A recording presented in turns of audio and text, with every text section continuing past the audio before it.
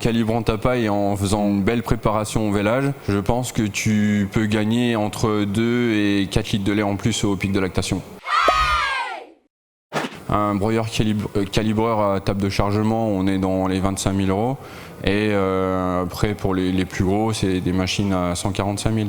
Ouais, mais là, c'est industriel, type entrepreneur de travaux agricoles, ce genre de choses. Ouais. Donc après, bon, le retour sur investissement, ça va vraiment dépendre de la quantité de paille, si la machine est achetée en CUMA ou pas. Et... Dans tes machines, je peux utiliser aussi bien de la botte carrée que de la botte ronde, parce que j'ai toujours vu un espèce de cylindre comme ça, un peu penché. Il n'y a que de la botte ronde qui rentre là-dedans. Non, on associe souvent le cylindre au rond, mais non, en fait, le cylindre, c'est entre guillemets l'ameneur.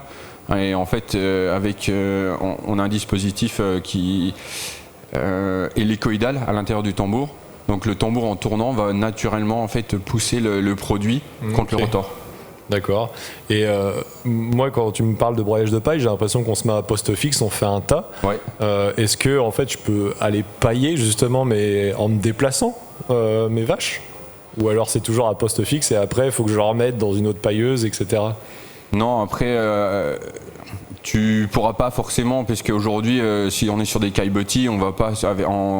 Les vaches sont en fait en parcours libre, donc on se retrouve avec les bêtes au milieu.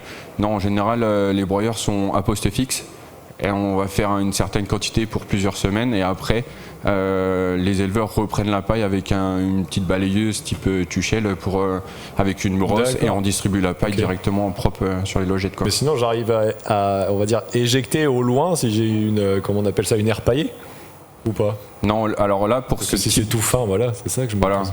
Non, là, alors si en fait il y a un gros besoin sur l'élevage en aire paillée et en paille calibrée, là on a un autre système, c'est le système DualShop. D'accord. Il a vraiment réponse à tout. Ouais, exactement. Ouais. Donc on retrouve en fait c'est une pailleuse conventionnelle dans lequel on a intégré un système de calibrage avec grille interchangeable également. On a construit un démêleur spécifique avec des sections escamotables hydrauliquement.